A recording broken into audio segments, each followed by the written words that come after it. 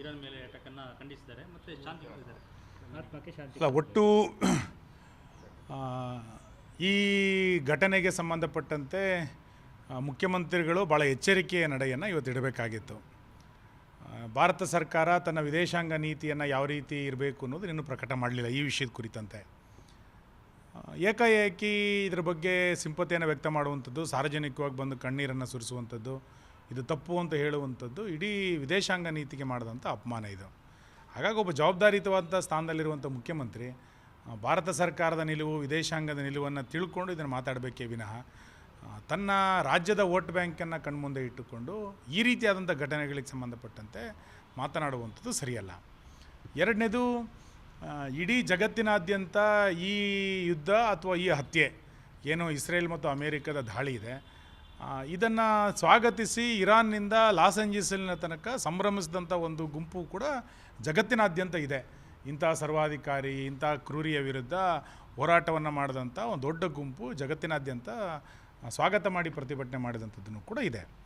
ಇದರ ನಡುವೆ ಭಾರತದಲ್ಲಿರುವಂಥ ಮುಸಲ್ಮಾನರು, ಅದರಲ್ಲೂ ಕರ್ನಾಟಕದಲ್ಲಿರುವಂಥ ಮುಸಲ್ಮಾನರು ರಸ್ತೆಗೆ ಬರುವಂಥದ್ದು, ಬಲವಂತವಾಗಿ ಅಂಗಡಿ ಮುಗ್ಗಟ್ಟುಗಳನ್ನು ಮುಚ್ಚುವಂಥದ್ದು, ಅವರ ನಿಷ್ಠೆ ಎಲ್ಲಿಗಿದೆ ಎನ್ನುವಂಥದ್ದು ಇವತ್ತು ಪ್ರಶ್ನಾರ್ಥಕ. ಪೆಹಲ್ಗಾಮ್ ದಾಳಿ ಆದಾಗ ಅಲ್ಲಿ ನಾಗರಿಕರು ಸತ್ತಾಗ ಕಾಶ್ಮೀರದ ಮುಸಲ್ಮಾನರು ರಸ್ತೆಗೆ ಇಳಿಲೇ ಇಲ್ಲ. ಅವ್ರ ರಾಜ್ಯದಲ್ಲಿ ಆದಂಥ ಘಟನೆಗೆ ರಸ್ತೆಗೆ ಇಳಿಲೇ ಇಲ್ಲ. ಬಾಂಗ್ಲಾದಲ್ಲಿ ಇಷ್ಟು ದೊಡ್ಡ ಪ್ರಮಾಣದಲ್ಲಿ ಹಿಂದೂಗಳ ನರಮೇಧಗಳಾದಾಗ ಯಾವುದೇ ಮುಸಲ್ಮಾನ ಇದಕ್ಕೆ ಕಣ್ಣೀರನ್ನು ಸುರಿಸಿ ಧರಣಿಗಳನ್ನು, ಹೋರಾಟಗಳನ್ನು ಮಾಡಲೇ ಇಲ್ಲ.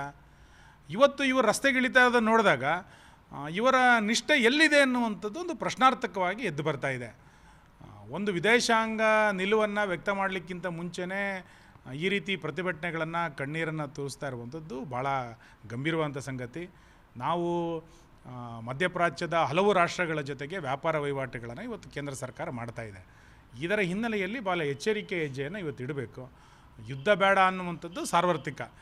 ಆ ಹಿನ್ನೆಲೆಯಲ್ಲಿ ಅವರ ದೇಶದಲ್ಲಿ ನಡೀತಾ ಇರುವಂಥ ಯುದ್ಧದ ಹಿನ್ನೆಲೆಯಲ್ಲಿ ನಾವು ಇವತ್ತು ಏನನ್ನು ವ್ಯಕ್ತ ಮಾಡಬೇಕು ಅನ್ನುವಂಥ ಎಚ್ಚರಿಕೆಯನ್ನು ಕೂಡ ಇರಬೇಕು.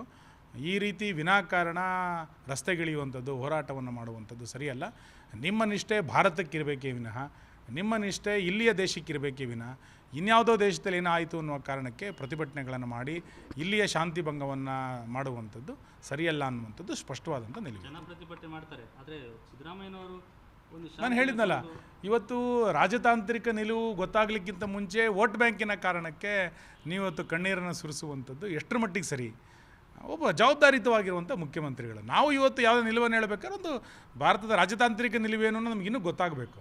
ಇದಕ್ಕಿಂತ ಮುಂಚೆ ನೀವು ಕಣ್ಣೀರನ್ನು ಸುರಿಸ್ತೀರಿ ಅಂತಾದರೆ ಹಾಗಾದ್ರೆ ಇದನ್ನು ಸ್ವಾಗತಿಸಿ ಲಕ್ಷಾಂತರ ಜನ ಬೇರೆ ಬೇರೆ ಕಡೆಗಳಲ್ಲಿ ಪ್ರತಿಭಟನೆ ಮಾಡ್ತಾರೆ, ಅದು ಸರಿನಾಗಾರೆ? ಹಾಗಾದ್ರೆ ಸರ್ವಾಧಿಕಾರಿ ಸರಿನಾಗಾರೆ? ಇವೆಲ್ಲವೂ ಕೂಡ ಚರ್ಚೆಯ ವಿಷಯ. ಹಾಗಾಗಿ ಮುಖ್ಯಮಂತ್ರಿಗಳು ಭಾಳ ಎಚ್ಚರಿಕೆಯಿಂದ ವಿದೇಶಾಂಗ ನೀತಿಯನ್ನು ಟೀಕೆ ಮಾಡುವಂಥದ್ದು ಸರಿಯಲ್ಲ. ರಾಜ್ಯದಲ್ಲಿ ಏನಾಗ್ತಾ ಇದೆ ಸರ್? ಅಶೋಕ್ ಅವರು ಟ್ವೀಟ್ ಮಾಡಿದ್ರು, ಇಂಟೆಲಿಜೆನ್ಸ್ನವರು ಸಮಾಧಾನ ಇರೋಲ್ವೋ ಅವಾಗ ಬೇರೆ ಬೇರೆ ರೂಮ್ಗಳನ್ನು ಸೇರಿಕೊಳ್ತಾರೆ. ಶಾಸಕರಲ್ಲಿ 3-4 ಗುಂಪುಗಳಿಗೆ ಇವತ್ತು ಸಮಾಧಾನ ಇಲ್ಲ. ಆಡಳಿತದ ಬಗ್ಗೆ ಸಮಾಧಾನ ಇಲ್ಲ, ನಾಯಕತ್ವದ ಬಗ್ಗೆ ಸಮಾಧಾನ ಇಲ್ಲ, ಕಾಂಗ್ರೆಸ್ಸಿನ ಹಿರಿಯ ನಾಯಕರ ಧೋರಣೆಯ ಬಗ್ಗೆಯೂ ಕೂಡ ಯಾವುದೇ ರೀತಿಯಾದ ಸಮಾಧಾನಗಳಿಲ್ಲ. ಹಾಗಾಗಿ ಒಂದು ಗುಂಪು ವಿದೇಶಕ್ಕೆ ಹೋಗಿದೆ, ಇನ್ನೊಂದು ಗುಂಪು ರೆಸಾರ್ಟಲ್ಲಿದೆ, ಇನ್ನೊಂದು ಗುಂಪು ಬೇರೆ ಬೇರೆ ಮನೆಗಳಲ್ಲಿ ಮೀಟಿಂಗ್ಗಳನ್ನು ಮಾಡ್ತಾಯಿದೆ. ಅಧಿವೇಶನ ಹೇಗೆ ನಡೆಯುತ್ತೆ ಎನ್ನುವಂಥ ಚರ್ಚೆಯ ವಿಷಯ ಇದೆ. ಒಟ್ಟಾರೆ ಇದೆಲ್ಲದರ ಪರಿಣಾಮ ಆಡಳಿತ ವ್ಯವಸ್ಥೆ ಎನ್ನುವಂಥದ್ದು ಕುಸಿದು ಬಿದ್ದಿದೆ. DC ಸೆಕ್ರೆಟರಿ ಬಿಡಿ, ಒಬ್ಬ ಪೌರ ಕಾರ್ಮಿಕನೂ ಮಾತು ಕೇಳದಲ್ಲೇ ಇರುವಂಥ ಪರಿಸ್ಥಿತಿ ಕರ್ನಾಟಕದಲ್ಲಿ ಇವತ್ತು ನಿರ್ಮಾಣ ಆಗಿದೆ. ಇದಕ್ಕೆ ನೇರವಾಗಿ ಈ ದುರಾಡಳಿತಕ್ಕೆ, ಈ ರೀತಿಯಾದಂಥ ಅಸ್ಥಿರತೆಗೆ ಕಾಂಗ್ರೆಸ್ಸೇ ಇವತ್ತು ಕಾರಣ. ಅದಕ್ಕೆ DK ಸುರೇಶ್ ಅವರು ಹೇಳಿಕೆಯನ್ನು ಕೂಡ ಗಮನಿಸಬೇಕು. ಗ್ಯಾರಂಟಿ ಯೋಜನೆಯನ್ನು ಘೋಷಣೆ ಮಾಡಬೇಕಿಂತ ಮೊದಲು ಯೋಚನೆ ಮಾಡಬೇಕಿತ್ತು ಅಂತ ಅವ್ರು ಹೇಳಿದರು. ಇಷ್ಟು ಆರ್ಥಿಕ ಹೊರೆ ಆಗುತ್ತೆ ಅಂತೇಳಿ ಗೊತ್ತಿರಲಿಲ್ವಾ? ಏಕಾಏಕಿ ಎಲ್ಲದನ್ನು ಕೂಡ ಘೋಷಣೆ ಮಾಡಿಬಿಟ್ರೆ ತೆಲಂಗಾಣದ ಮುಖ್ಯಮಂತ್ರಿ ನಂಗೆ ಕೊಡ್ಲಿಕ್ಕೆ ಆಗೋದೇ ಇಲ್ಲ ಅಂತೇಳಿ ಕೈ ಚೀಲಿ ಕೂತ್ಕೊಂಡ್ಬಿಟ್ರು. ನೀವು ಹಂಗೆ ಮಾಡಿ, ನಮಗೆ ಕೊಡ್ಲಿಕ್ಕೆ ಸಾಧ್ಯನೇ ಇಲ್ಲ, ನಾವು ಇವತ್ತು ಬರ್ಬಾತಾಗಿದ್ದೀವಿ ಅಂತ ಹೇಳಿ.